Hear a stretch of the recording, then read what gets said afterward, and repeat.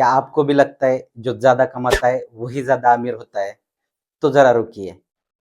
Morgan हॉसेल एक जाने माने फाइनेंशियल राइटर है और अपनी द साइकोलॉजी ऑफ मनी इस बुक के लिए जाने जाते हैं। वो अपनी इस किताब में कहते हैं, real wealth is what you don't see.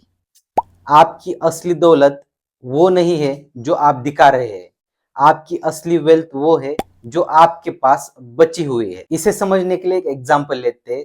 मान लो कि कोई एक महीने के 1 लाख रुपए कमा रहा है और लग्जूरियस लाइफ जीने के नाम पे वो पूरी अपनी इनकम उड़ा रहा है, और उसी जगह पर और एक इंसान है जो महीने के सिर्फ 50,000 रुपए कमा रहा है, उसमें से हर महीने वो 20,000 की एफडी कर रहा है।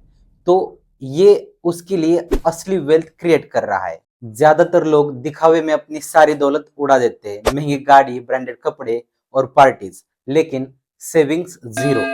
तो मॉर्गन हसल अपनी इस किताब में कहते हैं, रिच दिखना इजी है लेकिन रिच बनना मुश्किल, क्योंकि शो अप करने में असली वेल्थ नहीं होती। आपकी असली वेल्थ बैंक और इन्वेस्टमेंट्स में होती है, जिसकी वैल्यू वक्त के साथ बढ़ती रहती है। तो द साइकोलॉजी ऑफ मनी इस किताब में मॉर्गन हसल हम सभी को सबसे पहली सलाह देते हैं, जब भी आपके दिल में दोस्त, रिश्तेदार या सोसाइटी में शो ऑफ करने का मन करे, तो अपने दिल से ये पूछ लेना, क्या सच में मैं अमीर दिखना चाहता हूँ या अमीर बनना चाहता हूँ?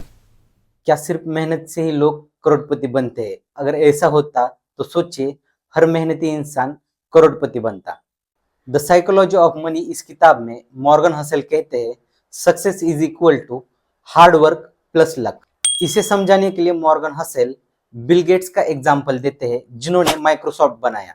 क्या आपको पता है, बिल गेट्स उन गिने चुने स्कूल्स में पढ़ते थे जहां पर 1970s में ही कंप्यूटर्स का एक्सेस था।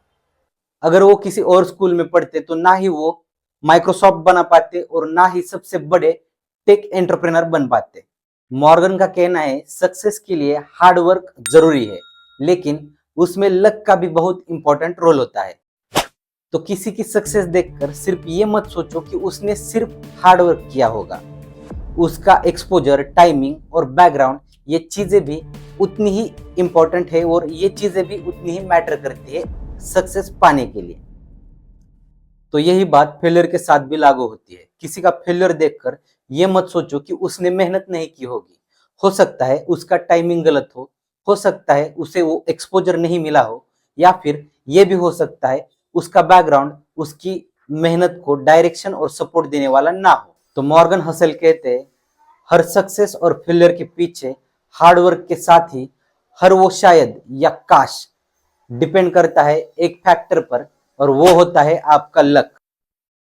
मॉर्गन हसल कहते हैं, हार्ड वर्क तो आप कर लोगे, लेकिन उसी के साथ सही समय पर सही जगह और सही लोगों का साथ होना टोटली डिपेंड करता है आपके लक पर।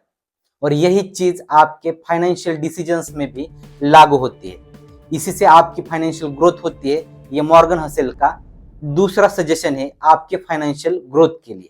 अगर आप भी खुद को फाइनेंशियली ग्रो करना चाहते हैं और साइकोलॉजी ऑफ मनी का नेक्स्ट पार्ट देखना चाहते हैं, तो चैनल को अभी सब्सक्राइब कीजिए। मिलते हैं नेक्स्ट पार्ट में।